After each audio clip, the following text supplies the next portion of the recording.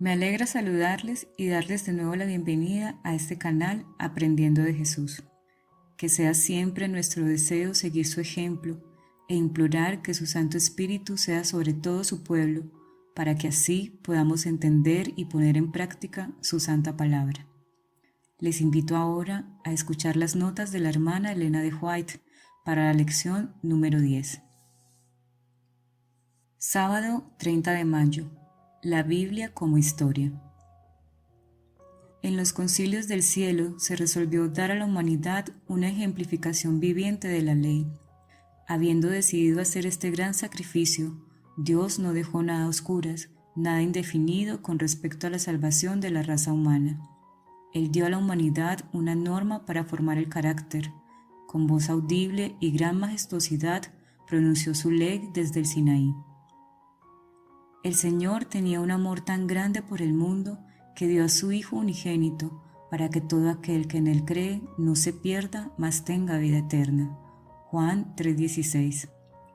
Cristo vino para darle al hombre vigor moral, para elevarlo, ennoblecerlo y fortalecerlo, capacitándolo para ser participante de la naturaleza divina, habiendo huido de la corrupción que hay en el mundo a causa de la concupiscencia. Él probó a los habitantes de los mundos no caídos y a los seres humanos que puede guardarse la ley. Mientras poseía la naturaleza del hombre, Él obedeció a la ley de Dios, vindicando la justicia de Dios que exigía su obediencia. En el juicio, su vida será un argumento incontestable en favor de la ley de Dios. En los lugares celestiales, página 40. Y dio Cristo a Moisés, cuando acabó de hablar en el monte Sinaí, 2 tablas del testimonio, tablas de piedra escritas con el dedo de Dios. Nada escrito sobre esas tablas podía ser raído.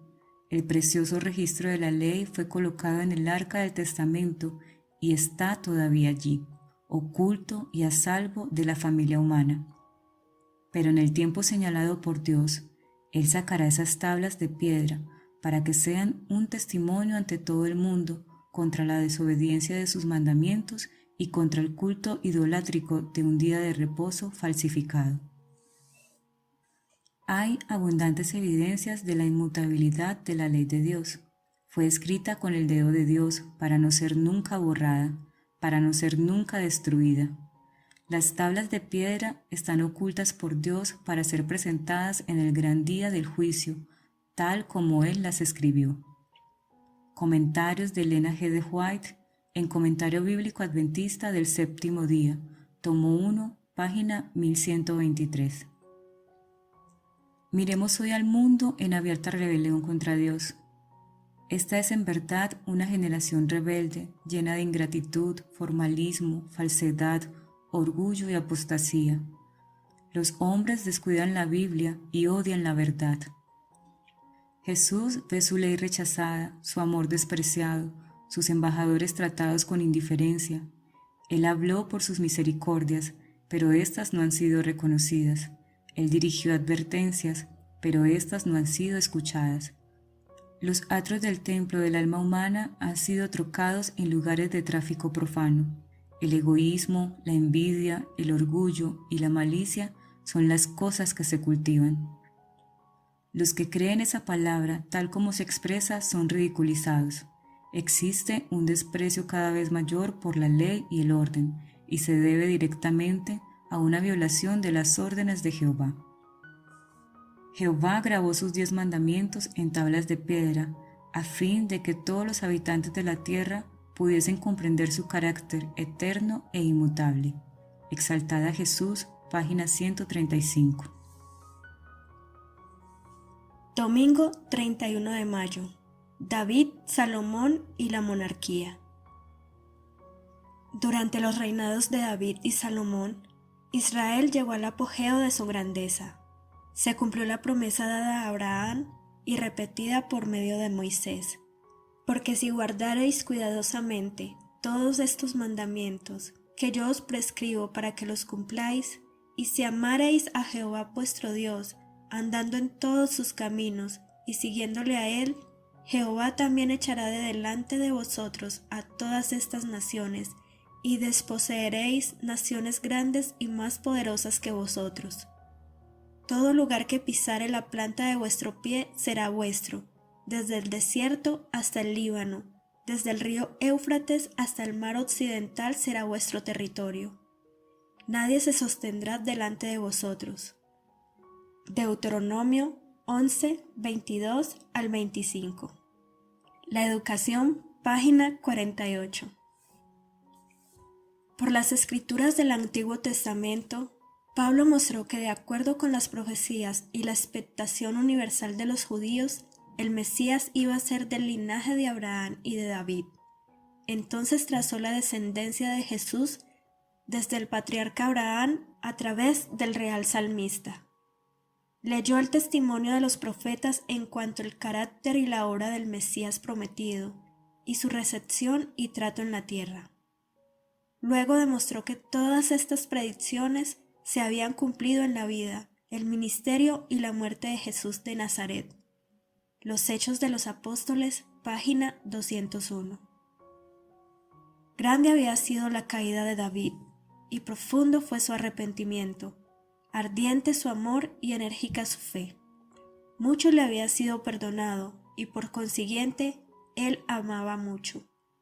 Lucas 7:47. Los salmos de David pasan por toda la gama de la experiencia humana, desde las profundidades del sentimiento de culpabilidad y condenación de sí, hasta la fe más sublime y la más exaltada comunión con Dios. La historia de su vida muestra que el pecado no puede traer sino vergüenza y aflicción, pero que el amor de Dios y su misericordia pueden alcanzar hasta las más hondas profundidades, que la fe elevará el alma arrepentida hasta hacerle compartir la adopción de los hijos de Dios. De todas las promesas que contiene su palabra, es uno de los testimonios más poderosos en favor de la fidelidad, la justicia y la misericordia del pacto de Dios. Grandes y gloriosas fueron las promesas hechas a David y a su casa. Eran promesas que señalaban hacia el futuro, hacia las edades eternas, y encontraron la plenitud de su cumplimiento en Cristo. El Señor declaró: Juré a David mi siervo, diciendo: Mi mano será firme con él, mi brazo también lo fortificará, y mi verdad y mi misericordia serán con él, y a mi nombre será ensalzado su cuerno. Asimismo pondré su mano en la mar, y en los ríos su diestra. Él me llamará: Mi Padre eres tú, mi Dios, y la roca de mi salud. Yo también le pondré por primogénito, alto sobre los reyes de la tierra. Para siempre le conservaré mi misericordia, y mi alianza será firme con él, y pondré su simiente para siempre, y su trono como los días de los cielos. Salmo 89:3, 21 al 29. Historia de los patriarcas y profetas, página 818-819. Lunes 1 de junio. Isaías, Ezequías y Senaquerí. La tierra de Judá había sido asolada por el ejército ocupante, pero Dios había prometido atender milagrosamente las necesidades del pueblo. Por tanto, Jehová dice así del rey de Asiria: Yo ampararé a esta ciudad para salvarla, por amor de mí y por amor de David mi siervo. Esa misma noche se produjo la liberación. Salió el ángel de Jehová e hirió en el campo de los asirios 185,000. Todo valiente y esforzado, y a los jefes y capitanes en el campo del rey de Asiria. Segunda de Reyes 19:35. Segunda de Crónicas 32:21. Pronto llegaron a Senaquerí, que estaba todavía guardando el camino de Judea a Egipto. Las noticias referentes a este terrible castigo del ejército que había sido enviado a tomar Jerusalén, sobrecogido de temor, el rey asirio apresuró su partida, y volvióse por tanto con vergüenza de rostro a su tierra.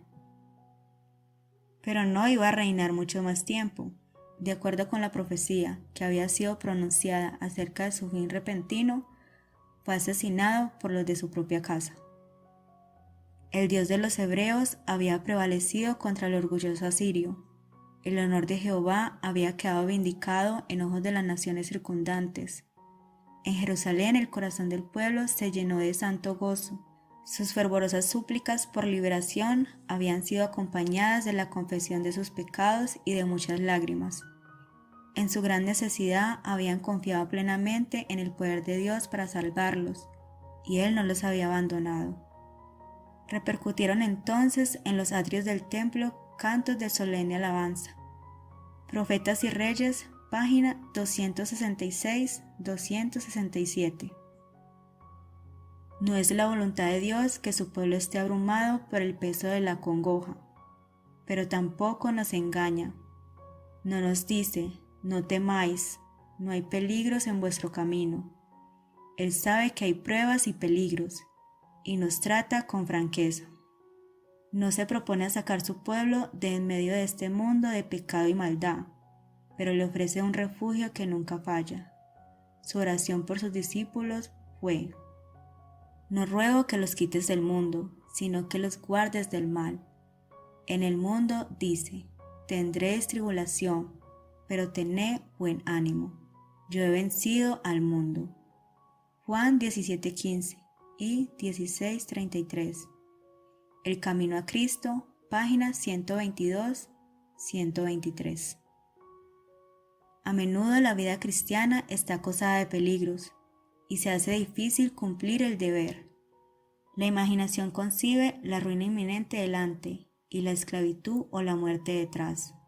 No obstante, la voz de Dios dice claramente: avanza.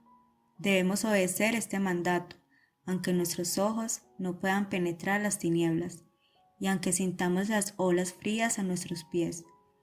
Los obstáculos que impiden nuestro progreso no desaparecerán jamás ante un espíritu que se detiene y duda. Los que postergan la obediencia hasta que toda sombra de incertidumbre desaparezca y no haya ningún riesgo de fracaso o derrota, no obedecerán nunca. La incredulidad nos susurra: esperemos que se quiten los obstáculos y podamos ver claramente nuestro camino. Pero la fe nos impele valientemente a avanzar, esperándolo todo y creyéndolo todo. Historia de los Patriarcas y Profetas, página 295. Martes 2 de junio. Daniel, Nabucodonosor y Babilonia. Daniel y sus compañeros fueron corteses, bondadosos, respetuosos, poseían la gracia de la mansedumbre y la modestia. Y ahora que Daniel y sus compañeros fueron llevados a la prueba, se colocaron totalmente del lado de la justicia y de la verdad. No actuaron caprichosamente, sino inteligentemente. Decidieron que así como la carne no había compuesto su dieta en el pasado, tampoco sería incluida en su dieta en el futuro. Y como el uso del vino había sido prohibido a todos los que debían ocuparse en el servicio de Dios, decidieron que no participarían de él. Daniel y sus compañeros no sabían cuál sería el resultado de su decisión, solo sabían que podría costarles la vida, pero determinaron mantenerse en el recto camino de la estricta temperancia aún en la corte de la licenciosa Babilonia. El buen comportamiento de estos jóvenes obtuvo para ellos el buen favor. Dejaron su caso en las manos de Dios y siguieron una disciplina de abnegación y temperancia en todas las cosas, y el Señor cooperó con Daniel y sus compañeros. En los lugares celestiales, versión en inglés, página 261. Parcialmente en los lugares celestiales, página 263. El desarrollo propio es nuestro primer deber hacia Dios y nuestros prójimos. Debiera cultivarse hasta el más alto grado de perfección cada facultad con que Dios nos ha dotado, a fin de que podamos realizar la mayor cantidad de bien de que somos capaces. Por lo tanto, es provechosamente empleado el tiempo que se destina al establecimiento y la preservación de una sólida salud física y mental. No podemos permitirnos empequeñecer o dañar una sola función de la mente o del cuerpo por el trabajo excesivo o por el abuso de cualquier parte de la maquinaria viviente. Tan ciertamente como lo hagamos, sufriremos las consecuencias. Conducción del niño, página 395. Cuando un alma se ha convertido cabalmente, los malos hábitos naturales desaparecen con la ayuda de Cristo, y todas las cosas son hechas nuevas. Entre los que se profesan ser siervos de Cristo, debería existir un ferviente propósito, tal como el que manifestó Daniel en la corte de Babilonia. Sabía que Dios era su fortaleza y su escudo, su vanguardia y su retaguardia. Entre las corrupciones que lo rodearon en la corte de Babilonia, se mantuvo libre de las imágenes y los sonidos que podían seducirlo y hacerlo caer en la tentación. Cuando sus deberes requerían que estuviera presente en escenas de orgía, intemperancia y la más baja idolatría, cultivó el hábito de orar silenciosamente y así lo protegió el poder de Dios. Tener la mente elevada hacia Dios será beneficioso en todo tiempo y lugar. Que el alma cultive el hábito de contemplar al Redentor del mundo. Haya ayuda disponible en uno que es poderoso. Jesús ha dado su vida para que cada persona pueda obtener abundante ayuda en Él.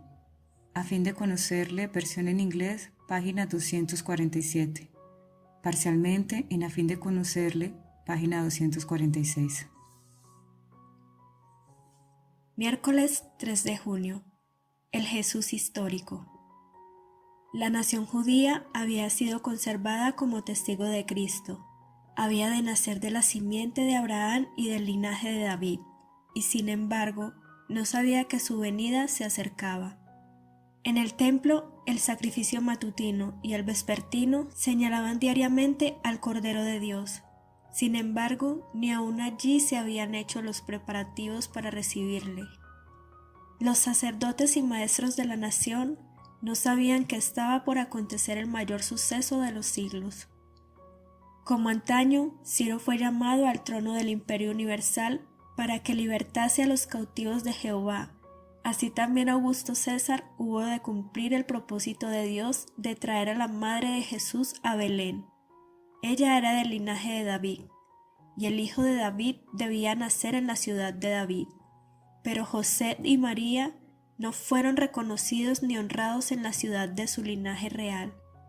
Cansados y sin hogar, siguieron en toda su longitud la estrecha calle, desde la puerta de la ciudad hasta el extremo oriental, buscando en vano un lugar donde pasar la noche. No había sitio para ellos en la atestada posada. Por fin hallaron refugio en un tosco edificio que daba albergue a las bestias, y allí nació el Redentor del mundo. El deseado de todas las gentes, página 29 y 30. Caifás pertenecía a los saduceos, algunos de los cuales eran ahora los más encarnizados enemigos de Jesús. Él mismo, aunque carecía de fuerza de carácter, era tan severo, despiadado e inescrupuloso como Anás. No dejaría sin probar medio alguno de destruir a Jesús. Caifás había considerado a Jesús como su rival. La avidez con que el pueblo oía al Salvador y la aparente disposición de muchos a aceptar sus enseñanzas habían despertado los acerbos celos del sumo sacerdote. Pero al mirar Caifás al preso, le embargó la admiración por su porte noble y digno. Sintió la convicción de que este hombre era de filiación divina. Al instante siguiente desterró despectivamente este pensamiento. Inmediatamente dejó oír su voz en tonos burlones y altaneros, exigiendo que Jesús realizase uno de sus grandes milagros delante de ellos. Pero sus palabras cayeron en los oídos del Salvador como si no las hubiese percibido. El deseado de todas las gentes, página 651. Caifás había negado la doctrina de la resurrección, del juicio y de una vida futura. Ahora se sintió enloquecido por una furia satánica, rasgando su manto, a fin de que la gente pudiese ver su supuesto horror. Pidió que sin más preliminares se condenase al preso por blasfemia. La convicción mezclada con la pasión había inducido a Caifás a orar como había orado. Estaba furioso consigo mismo por creer las palabras de Cristo, y en vez de rasgar su corazón bajo un profundo sentimiento de la verdad y confesar que Jesús era el Mesías, rasgó sus ropas sacerdotales en resuelta resistencia. Este acto tenía profundo significado. Poco lo comprendía Caifás. En este acto, realizado para influir en los jueces y obtener la condena de Cristo, el sumo sacerdote se había condenado a sí mismo. Por la ley de Dios quedaba descalificado para el sacerdocio. Había pronunciado sobre sí mismo la sentencia de muerte. El deseado de todas las gentes, página 655. Jueves 4 de junio. La fe y la historia. La fe consiste en confiar en Dios, en creer que nos ama y sabe lo que es mejor para nuestro bien. Así, en vez de nuestro camino, nos induce a preferir el suyo. En vez de nuestra ignorancia, acepta su sabiduría. En vez de nuestra debilidad, su fuerza. En vez de nuestro pecado, su justicia. Nuestra vida, nosotros mismos, somos ya suyos. La fe reconoce su derecho de posesión y acepta su bendición. Se indican la verdad, la integridad y la pureza como secretos del éxito de la vida. La fe es la que nos pone en posesión de estas virtudes. Todo buen impulso o aspiración provienen de Dios. La fe recibe de Dios la vida, que es lo único que puede producir crecimiento y eficiencia verdaderos. Cuando hablamos de la fe, debemos tener siempre presente una distinción. Hay una clase de creencia enteramente distinta de la fe, donde no solo hay una creencia en la palabra de Dios, sino una sumisión de la voluntad a Él, donde se le da a Él el corazón y los afectos se fijan en Él. Allí hay fe, fe que obra por el amor y purifica el alma. Mediante esta fe el corazón se renueva conforme a la imagen de Dios. La fe por la cual vivo, página 92. Los que están íntimamente relacionados con Dios pueden no prosperar en las cosas de esta vida. Con frecuencia son afligidos y probados. José fue vilipendiado y perseguido porque conservó su virtud e integridad. David, el mensajero elegido de Dios, fue acechado como una fiera por sus perversos enemigos. Daniel fue arrojado al foso de los leones porque era firme e íntegro en su fidelidad a Dios. Job fue privado de sus posesiones mundanales y tan afligido en su cuerpo que le aborrecían sus parientes y amigos. Sin embargo, conservó su fidelidad e integridad a Dios. Pablo fue encarcelado, azotado, apedreado y finalmente muerto, porque era fiel mensajero en llevar el evangelio a los gentiles. El amado Juan fue desterrado a la isla de Patmos por causa de la palabra de Dios y el testimonio de Jesucristo. Apocalipsis 1:9. Estos ejemplos de firmeza humana, mediante la fuerza del poder divino, son para el mundo un testimonio de la fidelidad de las promesas de Dios, de su permanente presencia y de su gracia sostenedora. Cuando el mundo mira a estos hombres humildes, no puede discernir el valor moral que tiene para Dios. Es obra de fe reposar serenamente en Dios en la hora más sobria y sentir que nuestro Padre está en el timón, por severamente probado y agitado por la tempestad que uno esté. Solo el ojo de la fe puede ver más allá del tiempo y de los sentidos para estimar el valor de las riquezas eternas. Testimonios para la Iglesia, tomo 4, página 517. Nuestro pueblo necesita la obra profunda del Espíritu de Dios cada día. Debe tener una fe que obra por el amor, una fe que emana de Dios. No debe existir ni una fibra de egoísmo entretejida en la tela. Cuando nuestra fe obra por amor, un amor tal como el que Cristo reveló en su vida, tendrá una textura firme. Será el fruto de una voluntad doblegada, pero Cristo no puede habitar en nosotros sino hasta que muera el yo.